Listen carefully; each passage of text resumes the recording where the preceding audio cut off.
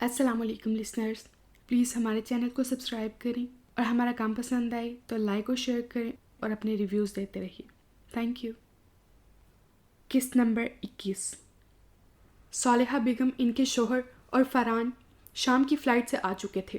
باقی باراتیوں کی آمد کل دوپہر تک ہونی تھی. کچھ رشتہ داروں کو یہاں سے بھی شرکت کرنی تھی. رقیہ بیگم ان کی خاطر مدارت میں لگی ہوئی تھی. تابندہ کو دوپہر سے رات ہو چکی تھی کچن میں ہان ساما کے ساتھ کام کرتے ہوئے. اس کی کمر اور ٹانگیں کھڑے کھڑے کام کرتے ہوئے بری طرح درد کرنے لگی تھیں. ایک تو اسے کھڑے ہو کر پکانے کی عادت نہیں تھی، دوسرے ہان ساما بہت کام چور تھا. ایک چھوٹا سا کام کہ پھر کسی بہانے سے لمبے وقفے کے لیے باہر جا کر بیٹھ جاتا. اسے کھانے کی 3 ڈشوں کی مکمل تیاری بھی خود ہی کرنی پڑی تھی، جبکہ 2 سویٹ ڈشیں تو وہ پہلے ہی تیار کر کے فریزر میں رکھ چکی تھی. وہ جب بھی کام مکمل کر کے باہر نکلنے کا سوچتی، اندر سے کبھی چائے یا کافی کی فرمائش آ جاتی اور یہ فرمائشوں کا سلسلہ ختم ہونے کی بجائے طویل ہوتا جا رہا تھا. تابندہ کی طبیعت اب بوجھل ہونے لگی تھی. اسے شمائلہ کی کئی باتیں سچ لگ رہی تھیں کہ پھپھو کو اس کی صورت میں مفت کی نوکرانی مل رہی تھی. اگر وہ اسے اس طرح یہاں کام کرتے دیکھ لیتی تو اسے ہنسی آ گئی تو وہ اپنی اور اس کی جان ایک کر کے رکھ دیتی اور رقیہ بیگم کے ساتھ حسنہ کو بھی نہیں بخشتی، ہرگز. بی بی صاحب، اب آپ اندر چلی جائیں، اب سارا کام میں سنبھال لوں گا. تابندہ کھانا پکانے سے فارغ ہونے کے بعد کچن کی صفائی کر کے سلاد بنانے کا سامان سنک میں دھو رہی تھی کہ ہان ساما اندر آ کر بولا، میں سلاد بنا لوں پھر چلی جاؤں گی. وہ آہستہ سے بولی، میں سلاد بہت اچھی طرح بنا لیتا ہوں جی، بلکہ سجاتا بھی بہت خوبصورتی کے ساتھ ہوں. اب آپ آرام کر لیں، صرف ڈائننگ ہال میں کھانا لگانا ہوگا، وہ دوسرے ملازمین کے ساتھ مل کر لگا دوں گا میں. اس کے بے حد اصرار پر وہ کچن سے باہر نکل آئی. لیونگ روم میں ایک ہنگامہ برپا تھا. ڈیک کی فل آواز پر حسنہ کی چھوٹی بھابھی کی بہن ڈانس کرنے میں مگن تھی. وہاں بیٹھے سب کزنز، لڑکے اور لڑکیاں تالیاں بجا بجا کر داد دینے میں مصروف تھے. تابندہ نے ایک نظر اسے دیکھا اور پھر آگے بڑھ گئی. اس کی وہاں موجودگی کا کسی نے بھی نوٹس نہیں لیا تھا. اسے یہاں آئے ہوئے 4 دن ہو چکے تھے، مگر ابھی تک اس کی کسی سے دوستی نہ ہو سکی تھی. ایک وجہ اس کی یہ تھی کہ اس کی مالی حالت سے سب واقف تھے. دوسرے رقیہ بیگم اور ان کی بہویں فارغ بیٹھنے ہی نہیں دیتی تھیں. فقط حسنہ تھی جس سے وہ کچھ بات کر لیا کرتی تھی، وہ بھی رقیہ بیگم کے کڑے پہرے میں. جب بھی وہ دونوں ساتھ بیٹھتی وہ کسی نہ کسی بہانے آ کر ان کے درمیان حائل ہو جایا کرتی تھی. اس بات کو اس نے محسوس کیا تھا مگر خاموش رہی تھی، جبکہ حسنہ برداشت نہیں کر پائی تھی. حسنہ ان کی اکلوتی بیٹی تھی مگر عادات و مزاج میں ان سے بالکل الٹ تھی، اور تابندہ سے تو اس کی کالج میں ساتھ پڑھنے کی وجہ سے دوستی بھی تھی اور وہ اس سے محبت بھی بہت زیادہ کرتی تھی. یہی وجہ تھی وہ رقیہ بیگم کے رویے اور مزاج کو سمجھنے کے باوجود حسنہ کے بلاوے پر چلی آئی تھی اور دوسرے فرحان سے کیے گئے وعدے کو بھی نبھانا تھا کہ وہ اس کی شادی میں ضرور شریک ہوگی. کمرے میں غیر معمولی خاموشی تھی. رقیہ بیگم کچھ کاغذات ہاتھ میں پکڑے غصے سے سرخ چہرہ لیے تھی، جبکہ حسنہ دونوں ہاتھوں میں چہرہ چھپائے رو رہی تھی. اسے اندر آتے دیکھ کر انہوں نے تیزی سے کاغذات ساڑی کے پلو میں چھپا لیے. کیا ہوا پھپھو جان، حسنہ کیوں رو رہی ہے؟ وہ حسنہ کے پاس بیٹھتے ہوئے بولی. دماغ خراب ہو گیا ہے اس کا، سمجھا سمجھا کر تھک گئی ہوں. ایک دن سب لڑکیوں کو ماں باپ کا گھر چھوڑنا پڑتا ہے، مگر اس نے رو رو کر اپنا حشر کر لیا. اور تم کیوں کچن سے چلی آئیں؟ وہ ناگوار لہجے میں بولی. پھپھو جان، کھانا وغیرہ سب تیار ہو گیا ہے، صرف سلاد بنانا رہ گیا ہے. وہ ہانسامہ کہہ رہے خود بنا لوں گا. ان کے درست لہجے پر وہ سہم کر بولی. ارے بے عقل لڑکی، اب وہ ساری اچھی اچھی بوٹیاں نکال کر کھا لے گا. اچھا میں چلی جاتی ہوں. تابندہ گھبرا کر کھڑی ہو گئی. نہیں، تم اب کہیں نہیں جاؤ گی یہاں سے. حسنہ ایک دم چہرہ اٹھا کر اس کا ہاتھ سختی سے پکڑ کر بٹھاتے ہوئے بولی. تم اپنے خواصوں میں نہیں ہو، اب تم سے کیا بحث کرنی. وہ غصے میں کمرے سے نکل گئی. ہمارے دھندے میں ضمیر اور دل کی نہیں چلتی یار. یہاں صرف ایک چیز کی حکمرانی ہے، پیسہ اور صرف پیسہ. کام مالک کی پسند کا، پیسہ ہماری مرضی کا. بیدار خان سگریٹ کا کش لیتا ہوا بڑے مطمئن انداز میں بولا. مگر یار نامعلوم کبھی کبھی میرے اندر کیوں عجیب و غریب آوازیں گونجنے لگتی ہیں. ان آوازوں میں اتنا درد، اتنی تڑپ ہوتی ہے کہ میرا دل چاہتا ہے یہ سب چھوڑ چھاڑ کر ایک پرسکون زندگی گزاروں جس میں نہ کوڑے ہوں اور نہ ڈر ہو، بس بے فکر زندگی ہو اپنی مرضی کی. انور کھوئے کھوئے لہجے میں بولا. آہستہ بول یار، کہیں سرکار کو معلوم ہو گیا تو ڈائریکٹ اوپر کا ٹکٹ پکڑا دے گا. وہ سب کچھ برداشت کر سکتا ہے مگر غداری ہرگز نہیں. اور تو اکثر کام کرتے کرتے یہ فضول باتیں شروع کر دیتا ہے. ذرا سوچ، سرکار نے ہمیں کیا نہیں دیا؟ اس کے ملنے سے پہلے کیا تھے ہم لوگ؟ تو ایک چور، جواری اور محلے کا دادا تھا۔ اس کے باوجود کیا تھا تیرے پاس؟ نہ اچھا لباس، نہ اچھی خوراک اور نہ پیسہ۔ سرکار سے ملنے کے بعد کیا سے کیا ہو گیا ہے تو؟ سرکار نے پتھر کو ہیرا بنا دیا ہے۔ شہر کے بڑے بڑے ہوٹلوں میں تو کھانا کھاتا ہے، کاروں میں گھومتا ہے، بینکوں میں بھی بڑا پیسہ ہے تیرا، ایک کوٹھی اور فلیٹ تو بنوا چکا ہے، اور آگے ترقی کے مزید چانس ہیں تیرے۔ کیوں ایسی باتیں کر کے اپنی بدبختی کو آواز دینا چاہتا ہے؟ بیدار خان سگریٹ کا بچا ہوا ٹکڑا ایک طرف اچھالتے ہوئے بولا۔ نفرت ہے مجھے اپنے باپ سے، اس کی وجہ سے ہی آج میں ان راہوں پر چل رہا ہوں۔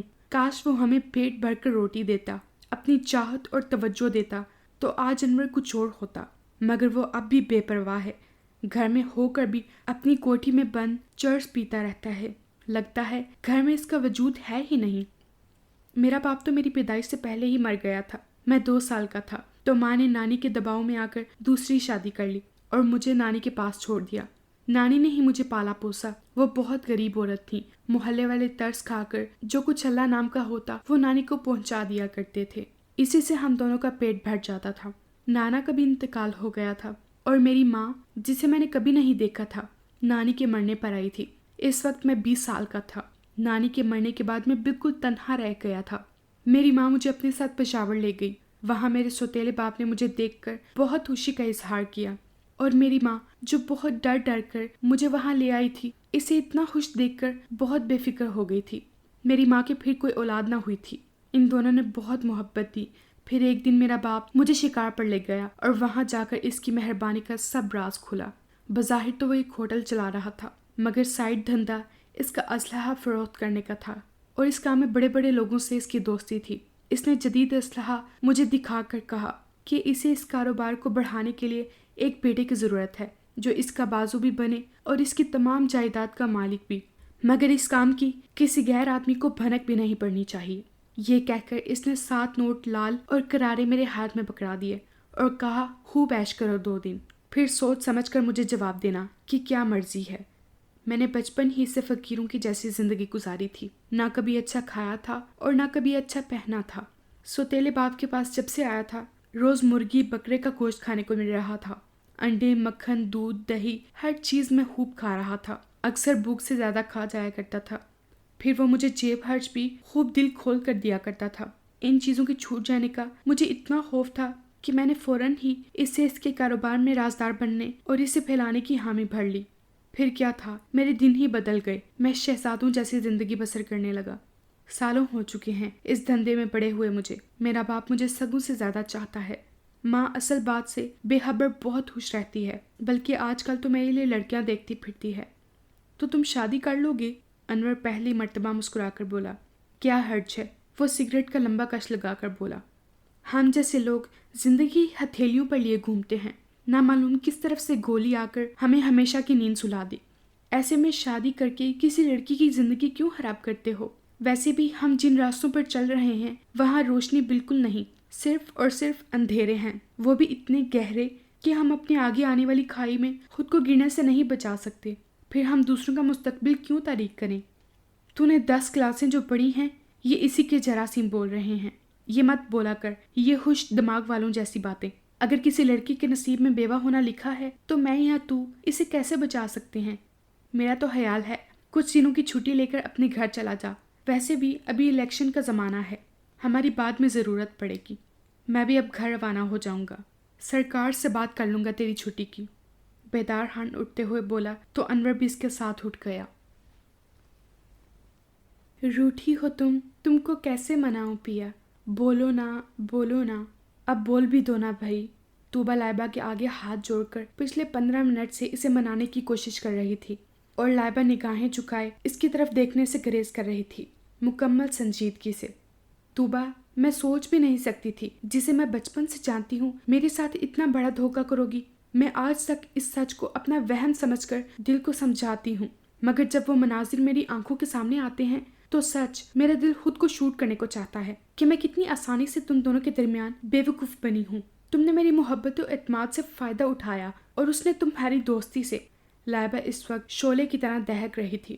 یہ حقیقت تھی، طوبا کے اس غیر ذمہ دارانہ فعل نے اسے بری طرح پریشان کر دیا تھا۔ اسی غم و غصے کی وجہ سے وہ نہ طوبہ سے بات کر رہی تھی اور نہ ہی مل رہی تھی۔ آج ماما طوبہ کی طرف گئیں تو وہ یہاں چلی آئی تھی کہ ان کی غیر موجودگی میں لائبہ اپنا غصہ دل کھول کر نکال لے گی۔ اپنے اس اقدام کی وجہ سے وہ گھر والوں کے علم میں لائے بغیر خاموشی سے لائبہ کو منانے کی کوشش کر رہی تھی۔ لائبہ بھی ماما کی وجہ سے غیر محسوس طریقے سے اسے ملنے سے گریز کر رہی تھی۔ لائبہ میں شرمندہ بالکل نہیں ہوں کیونکہ میں اسامہ کے کریکٹر سے واقف ہوں۔ وہ اچھے اور بہترین انسان ہیں، ان سے کسی قسم کی بدتمیزی کی توقع ہی نہیں کی جا سکتی۔ وہ تم سے بات کرنا چاہتے تھے اور یہ کوئی ایسی معیوب بات نہیں ہے جسے تم نے اتنا تول دے دیا ہے۔ طوبہ زج ہو کر بولی، تم کچھ بھی کہہ سکتی ہو مگر میں نے بھی اس کا دماغ ٹھکانے لگا دیا ہے۔ آئندہ ایسی حرکت کرنے کا خواب میں بھی نہیں سوچ سکتا۔ لائبہ صوفے پر بیٹھتی ہوئی بولی، مجھے بتاؤ کیا کہا ہے تم نے ان سے جو ان کی دنیا ہی بدل گئی ہے؟ میری تو ان سے ملاقات اس دن کے بعد سے ہوئی ہی نہیں، مگر مجھے لگتا ہے تم نے ضرور کوئی گڑبڑ کی ہے۔ اخباروں میں تصویر دیکھ رہی ہو ان کی، انہیں دیکھ کر کوئی بھی نہیں کہہ سکتا کہ وہ شخص جو کبھی جگمگایا کرتا تھا اب انہیں دیکھ کر لگتا ہے وہ زندگی سے دور بھاگ رہے ہیں۔ خود کو انہوں نے بیرونی سرگرمیوں میں گم کر لیا ہے کہ نہ انہیں گھر یاد رہا ہے اور نہ ہی گھر سے وابستہ لوگ۔ شاہ بتا رہا تھا ان کی ممی اور دادی کی پریشانی سے بری حالت ہے اور یہ سب تمہاری وجہ سے ہو رہا ہے۔ میں نے تو اپنے دل کی بات انہیں بتا دی تھی کہ میں انہیں پسند نہیں کرتی اور اس سے زیادہ تو کچھ نہیں کہا میں نے۔ اب اگر کوئی اس وجہ سے پریشان ہے تو اس میں میرا کوئی قصور نہیں۔ وہ کاندھے اچکا کر بہت آسودہ مسکراہٹ سے بولی۔ رستم زمان صاحب، ہم مجبور ہیں، ہمیں آپ کو اریسٹ کرنے کے آرڈر ملے ہیں۔ پولیس وردی میں انسپیکٹر بہت مہذب انداز میں رستم زمان سے آ کر مخاطب ہوا۔ یہ سراسر زیادتی ہے انسپیکٹر، مخالف پارٹی نے ہمارے جلسے میں فائرنگ کی تھی، ہمارے آدمی زخمی ہوئے جن میں سے 2 کی حالت بہت سیریس ہے۔ ہمارے جلسے کو ناکام کرنے کی ہر طرح سے کوشش بھی کی گئی اور آپ گرفتار کرنے بھی ہمارے لیڈر کو آئے ہیں۔ سراسر زیادتی ہے یہ۔ وہاں موجود ایک کارکن بہت غصے سے بولا، وہاں سے بھی ہم نے گرفتاریاں کی ہیں۔ چلیے رستم صاحب، انسپیکٹر سپاہیوں کے ساتھ آگے بڑھتے ہوئے نرم لہجے میں بولا، میں آپ کے ساتھ چلنے کو تیار ہوں مگر سر آپ کے ساتھ نہیں جائیں گے۔ اسامہ جو خاموشی سے بیٹھا سن رہا تھا اچانک کھڑا ہو کر بولا، نہیں، ہم جائیں گے، آپ کو کبھی نہیں جانے دیں گے۔ کارکنوں کی پرجوش آواز سے کمرہ گونج اٹھا۔ نہیں، ہم باشعور اور تعلیم یافتہ لوگ ہیں، قانون کی بھی ہم اتنی ہی قدر کرتے ہیں جتنی اپنے اصولوں کی۔ چلیے انسپیکٹر صاحب، اسامہ کا بھاری اور سنجیدہ لہجہ گونجا۔ سیاست میں جیل جانا بہت بڑی سعادت ہے میسان، یہ لیڈر کو شہرت کی بلندیوں پر پہنچا دیتی ہے۔ دیکھنا آج بھی تمہارا ہے اور کل بھی تمہارا ہوگا۔ رستم زمان اسامہ کے شانے پر ہاتھ رکھ کر شاباش دیتے ہوئے بولے۔ وہ مسکرا کر دفتر سے باہر آ گیا تھا۔ اس کے لیے لگائے گئے نعروں سے فضا گونج اٹھی تھی۔ بہت سے اسے چاہنے والے پرجوش ساتھیوں نے اس کے ساتھ رضاکارانہ گرفتاریاں دی تھیں۔ اماں جان، اسامہ گرفتار ہو گئے ہیں۔ فوزیہ بیگم اخبار لیے صبح ہی خواص باختہ ان کے کمرے میں تقریباً بھاگتی ہوئی آئیں۔ آپ کے لیے اور اماں جان کے لیے تو یہ فخر کا مقام ہے، صاحبزادے کس طرح خاندان کی عزت و توقیر بڑھا رہے ہیں۔ اماں جان کے قریب خلاف توقع اسد صاحب کو بیٹھا دیکھ کر ان کے پیروں تلے سے زمین نکل گئی تھی۔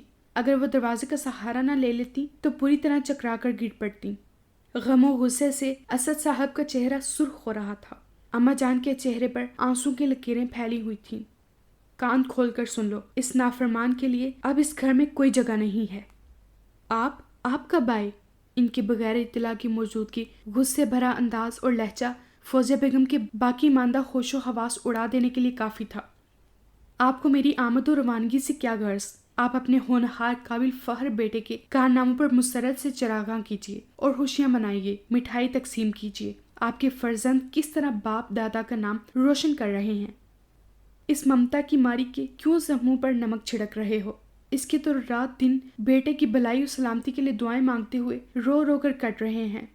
اماں جان اپنی بھیگی آواز پر قابو پا کر فوزیہ بیگم کی حمایت لیتے ہوئے بولی، ان جیسی عاقبت نہ اندیش مائیں جب جوان بیٹے کے بدلتے چال چلن کو شوہروں سے چھپاتی ہیں تو پھر ساری زندگی روتی ہیں۔ سب کچھ گنوا کر عقل آتی ہے تو بے مصرف۔ کتنا سمجھا کر گیا تھا کہ جلد لڑکی دے کر منگنی کر دینا، شادی واپس آنے کے بعد کر دیں گے، مگر صاحبزادے کے لیے کوئی لڑکی روئے زمین پر اتری ہی نہیں ہے لگتا ہے۔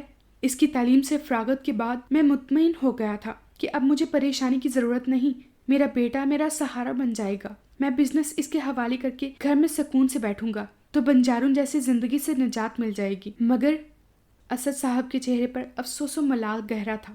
2 مہینے کے بزنس ٹور کے بعد وہ آج کراچی پہنچے تھے۔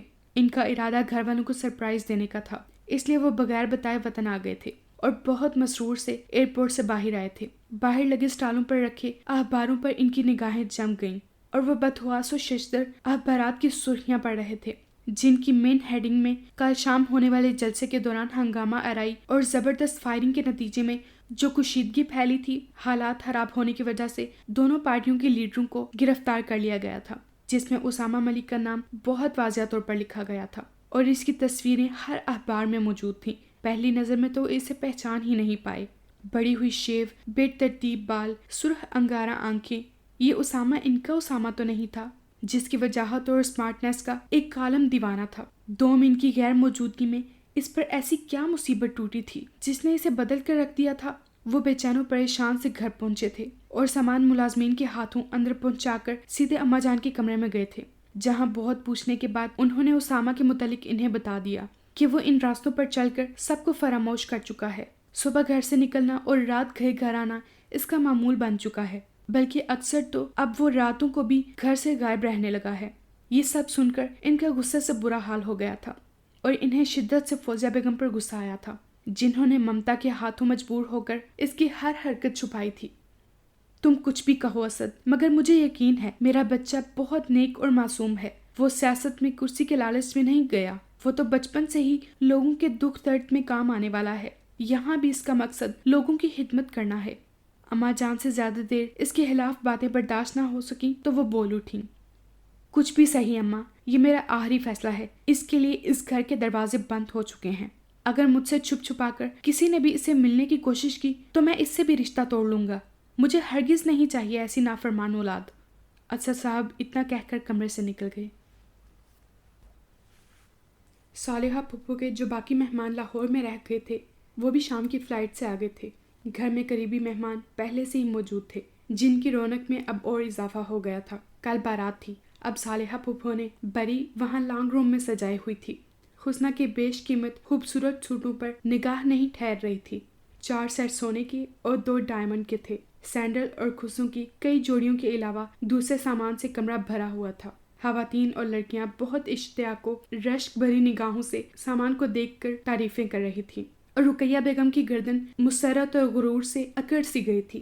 وہ بہت مسرور و فخرانہ انداز میں مہمانوں کی خاطر مدارت کرتی پھر رہی تھیں۔ صالحہ بیگم نے تابندہ کو دیکھ کر نفرت سے منہ پھیر لیا۔ تابندہ جو انہیں سلام کرنے کے ارادے سے ان کی طرف بڑھ رہی تھی، ان کی شدید رد عمل دیکھ کر واپس رقیہ کے کمرے کی طرف بڑھ گئی۔ اس کا چہرہ شرمندگی و خفت سے سرخ ہو رہا تھا۔ وہ تو سب کچھ نہ بھولنے کے باوجود بھلا دینے کی جستجو میں مگن تھی، مگر ان کا نفرت انگیز رویہ اس کے زخموں کو اجاگر کر گیا تھا۔ اس وقت وہاں کوئی مہمان نہیں تھا، سب رات کی مہندی کی تیاریوں میں مصروف تھے۔ آپا یہاں کیوں کھڑی ہو؟ اچھا حسنہ کو دیکھنے آئی ہوں گی، کل تو آپ کے ساتھ چلی ہی جائے گی، خوب دل بھر کر دیکھیے گا گھر جا کر۔ رقیہ بیگم وہاں کر ہنستی ہوئی بولی۔ مجھے تم سے ایسی بے وقوفی کی توقع نہیں تھی روکی، وہ جھنجھلا کر بولی۔ کیا ہو گیا آپا؟ رقیہ بیگم بہت حیرانی سے ان کا بگڑا ہوا موڈ دیکھ کر بولی۔ تمہیں معلوم ہے کتنی مشکلوں سے فرحان یہاں شادی پر تیار ہوا ہے؟ وہاں بڑے پیر سے تعویذ لے کر آئی تھی، جب جا کر بات بنی، مگر اب بھی وہ اتنی مردہ دلی سے یہاں آیا ہے جیسے شادی کرنے نہیں جنازے میں شرکت کرنے آیا ہے۔ اگر بڑے پیر کا تعویذ کام نہیں دکھاتا تو وہ کسی طرح بھی یہاں شادی کرنے آنے والا نہیں تھا۔ مجھے سب معلوم ہے آپا، مگر مجھ سے کیا بے وقوفی ہو گئی۔ صالحہ بیگم غصے میں اس بات کو فراموش کر چکی تھیں کہ گھر مہمانوں سے بھرا ہوا ہے۔ اگر کوئی اس وقت ادھر آ کر گفتگو سن لے تو کتنی سبکی ہوگی ان کی۔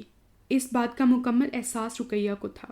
اسی خوف سے وہ ان کی لمبی چوڑی تمہید کے دوران قطع کلامی کر کے عاجزی سے بولی۔ تابندہ کو ایسے موقع پر بلانے کی کیا ضرورت تھی؟ وہ دانت پیس کر بولی۔ میں کب بلا رہی تھی؟ حسنہ ہی اس کی محبت میں دیوانی ہے، اس کی ضد کی وجہ سے بلانا پڑا ہے، مگر اب کوئی خطرے کی بات نہیں ہے۔ فاران میرا بیٹا ہے اور اس کی دیوانگی میں جانتی ہوں۔ اگر اس کی ایک نظر بھی اس پر پڑ گئی تو سمجھ لو سارا جادو غارت ہو جائے گا۔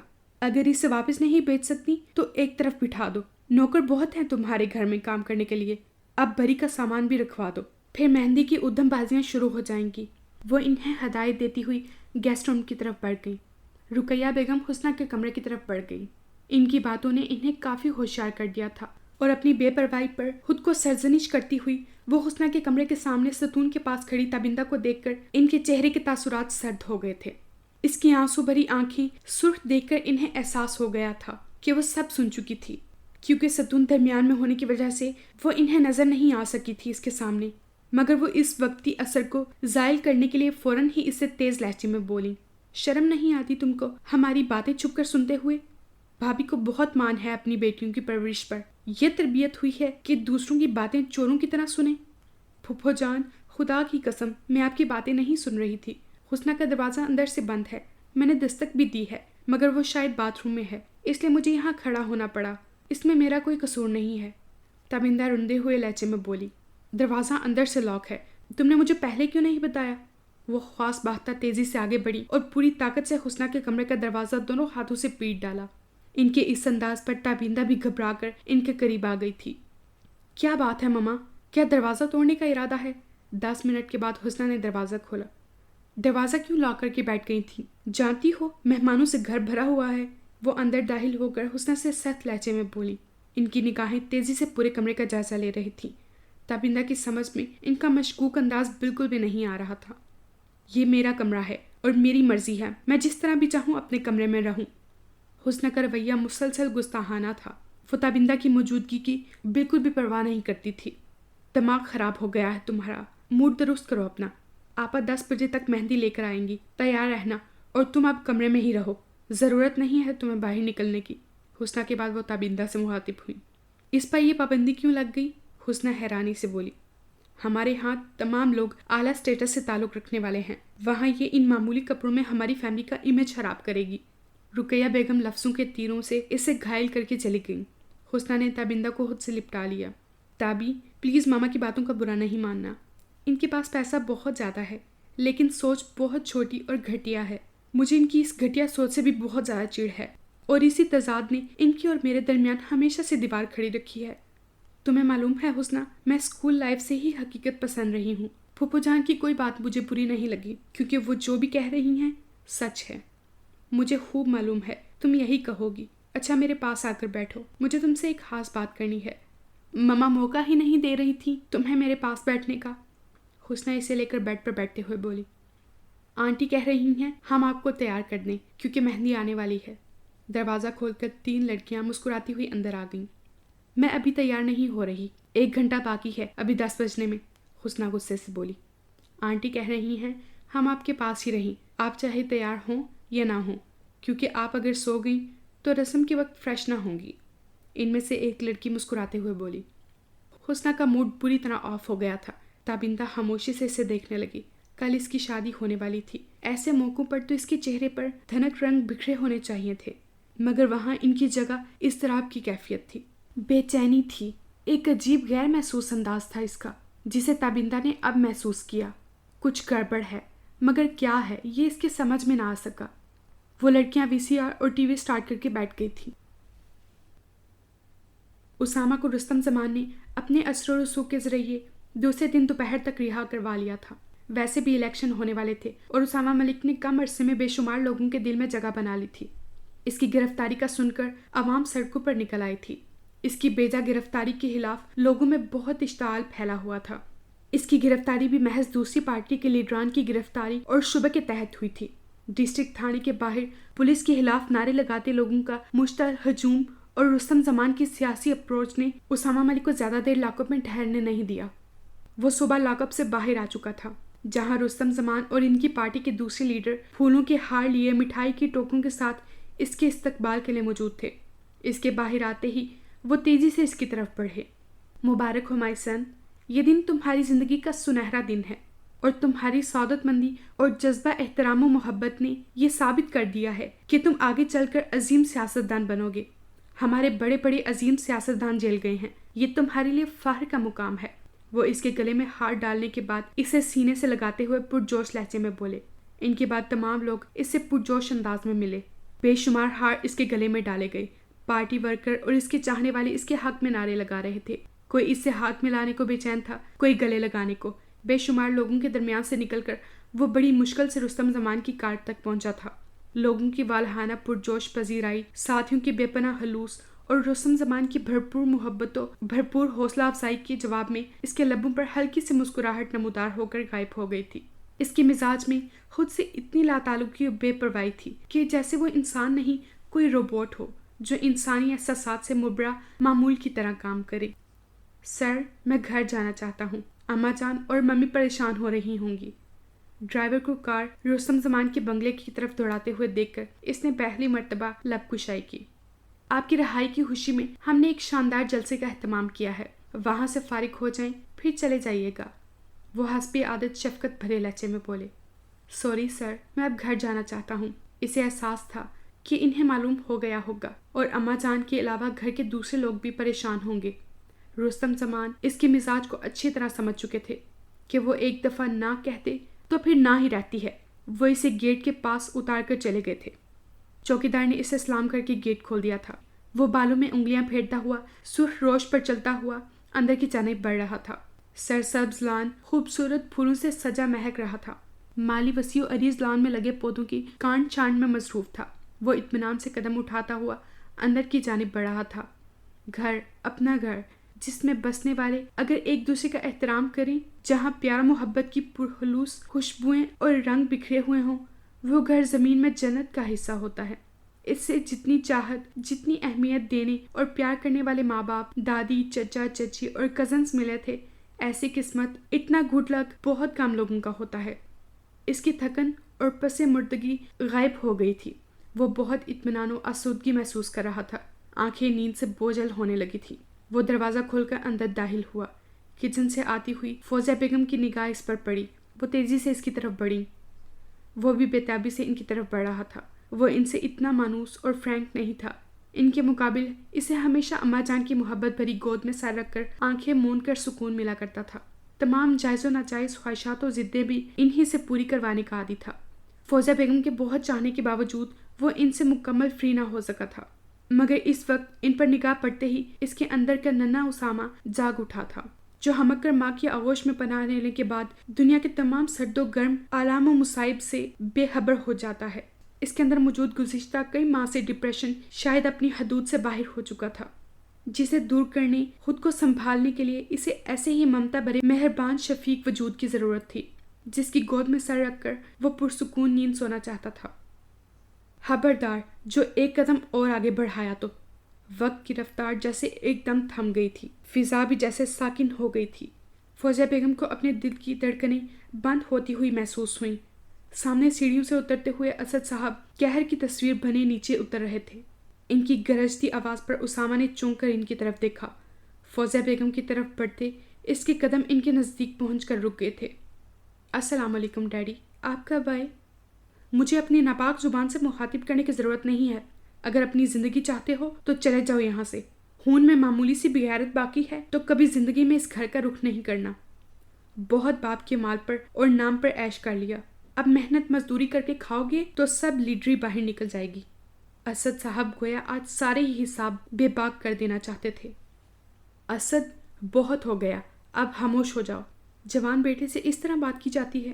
اماں جان جو خاموشی سے اسد صاحب کے خاموش ہونے کا انتظار کر رہی تھیں، انہیں حد سے گزرتے دیکھ کر ان سے زیادہ برداشت نہ ہوا تو وہ بول اٹھیں اور اسامہ کے قریب جا کر کھڑی ہو گئیں۔ ناراض وہ بھی اس سے تھیں۔ ان کے بار بار سمجھانے اور مخالفت کرنے کے باوجود وہ سیاست میں مکمل طور پر انوالو ہو گیا تھا۔ اسے اب ان کی بھی پرواہ نہیں رہی تھی۔ جوان بیٹا باپ کا سہارا بنتا ہے، بازو ہوتا ہے اس کا، مگر اس نے میرے بازو ہی کاٹ دیے ہیں، گردن جھکا دی ہے میری۔ نہ معلوم کس گناہ کی پاداش میں اس جیسی نافرمان اولاد اللہ نے بطور عذاب مجھ پر نازل کی ہے۔ ان کا غصہ بتدریج بڑھ رہا تھا۔ اسد، آپ کو شدید غلط فہمی ہوئی ہے۔ اسامہ نے چوری نہیں کی، ڈاکے نہیں ڈالے، کسی فراڈ میں ملوث نہیں ہے۔ سیاست اسے شروع سے ہی پسند ہے اور یہ کوئی بری بات بھی نہیں ہے۔ کوثر بیگم نے آخرکار ہمت کر کے زبان کھولی۔ بھابی بیگم، آج کل کے دور میں سیاست ان برائیوں سے زیادہ بری ہو گئی ہے۔ آپ اپنے ارد گرد دیکھ رہی ہیں کس طرح خاندان تباہ ہو رہے ہیں۔ ان جیسے سر پھرا اپنی منمانی کرنے والے نوجوانوں کی وجہ سے گھر کے گھر تباہ ہو رہے ہیں، لیکن میں اپنے خاندان کے کسی فرد کو اس کی وجہ سے کسی مشکل میں نہیں دیکھ سکتا۔ اگر اسے اسی گھر میں رہنا ہے تو سیاست کو چھوڑنا پڑے گا۔ اب جو اسے زیادہ عزیز ہے دونوں میں سے ایک کا انتخاب کر لے۔ انہوں نے اس کی طرف دیکھ کر کہا۔ ڈیڈی، اگر ہم یوں ہی اپنی ظاہری شان اور شوکت و خاندان کے ناموس کی خاطر جھوٹ کو سچ، جائز کو ناجائز کہہ کر حقائق سے نگاہیں چرائیں گے تو ملک کو کون بچائے گا، جو کچھ مردہ ضمیر اور ایمان فروشوں کی بددیانتی سے دن بدن کھوکھلا ہوتا جا رہا ہے۔ ڈیڈی، اگر ملک ہی نہ رہا تو گھر کیسے؟ مجھے تقریر سنانے کی ضرورت نہیں ہے، صاف کہو تم سیاست چھوڑو گے یا گھر؟ سوری ڈیڈی، یہ ملک میرا گھر ہے اور اس کی کمزور پڑتی دیواروں کو مجھ جیسے بیٹوں کی ضرورت ہے۔ میں آپ کے حکم پر اس گھر کو تو چھوڑ سکتا ہوں، مگر اسامہ میری جان، یہ کیا کہہ رہے ہو؟ فوزیہ بیگم بے سے اس کی طرف بڑھیں۔ فوزیہ بیگم، اس کی طرف بڑھنے والا دوسرا قدم تمہیں بھی میرے رشتے سے آزاد کر دے گا۔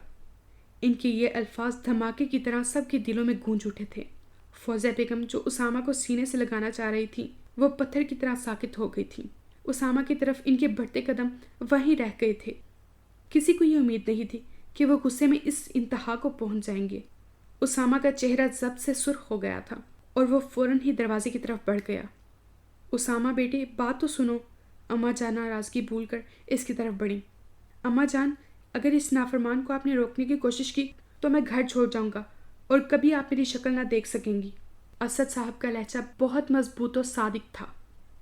اماں جان، عظیم مقصد حاصل کرنے کے لیے عظیم قربانیاں بھی دینی پڑتی ہیں۔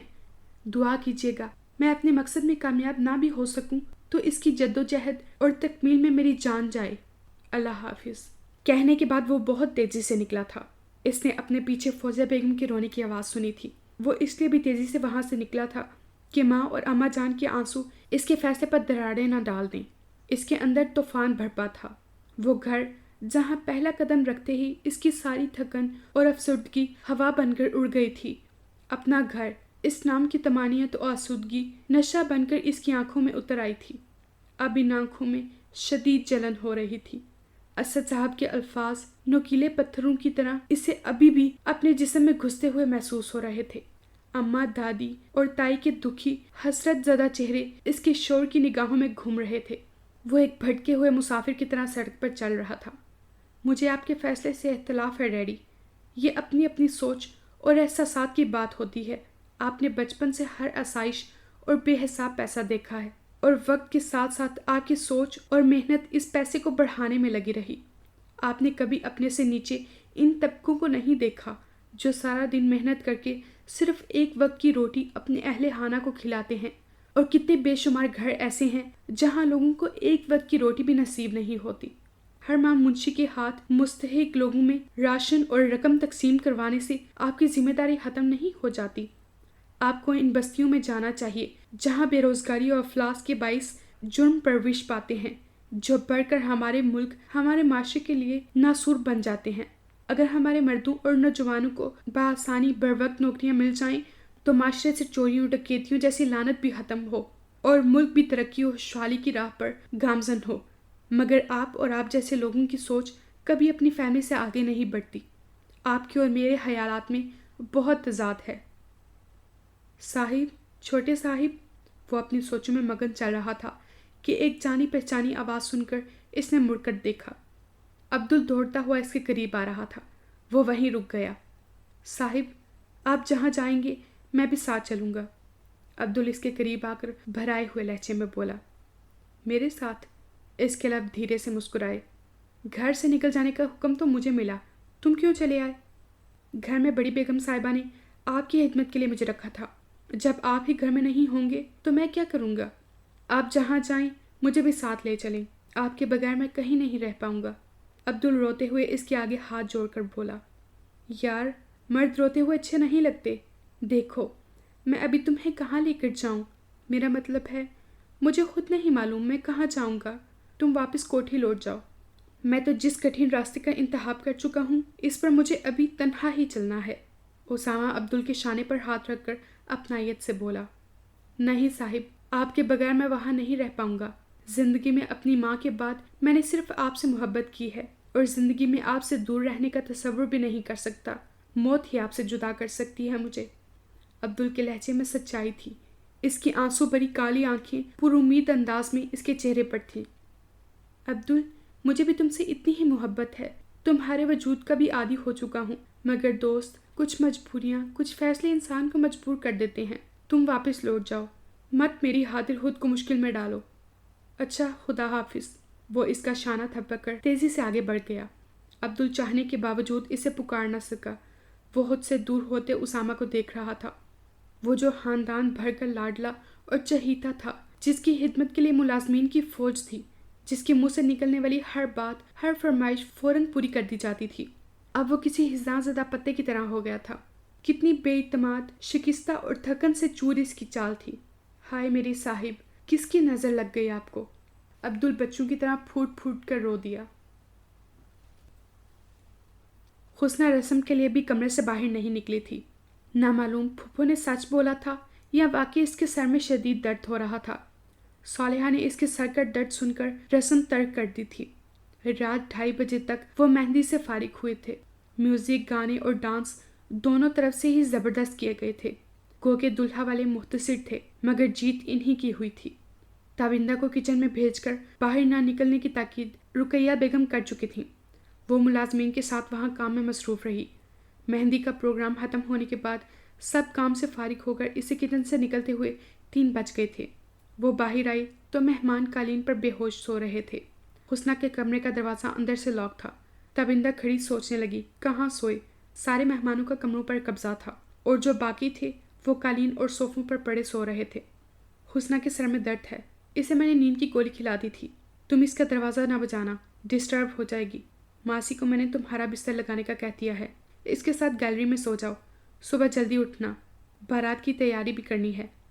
رقیہ بیگم گیلری کی طرف سے آتے ہوئے بولی۔ تابندہ خاموشی سے گیلری کی طرف آ گئی، جہاں ماسی نے اس کے لیے بستر لگا رکھا تھا، اور خود بھی وہیں کونے میں لگے بستر پر لیٹی ہوئی تھی۔ تابندہ بستر پر لیٹ گئی۔ اگر شمائلہ اسے اس طرح ایک ملازمہ کے ساتھ سوتے دیکھ لیتی تو ایک ہنگامہ برپا کر دیتی۔ وہ بہت بولڈ اور حق بات نہ کہنے سے چوکنے والی صاف کو لڑکی تھی۔ وہ شکر کر رہی تھی کہ اچھا ہی ہوا جو اس کی اتنی اصرار کے باوجود یہاں نہیں آئی تھی، ورنہ وہ ایک دن بھی نہ تو خود رکتی اور نہ ہی اسے رہنے دیتی۔ رقیہ بیگم کی نفرت کی شدتوں سے وہ یہاں آ کر واقف ہوئی تھی۔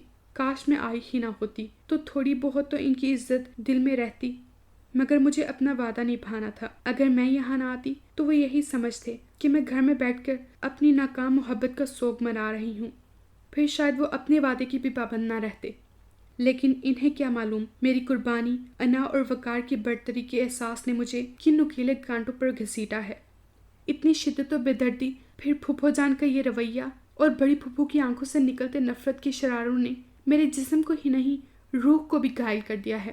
میں سرخ رو اور بے قصور منوائے جانے کی جنون میں اپنے لیے عذاب مسلسل مانگ چکی ہوں۔ وہ تصور میں فاران سے مخاطب تھی۔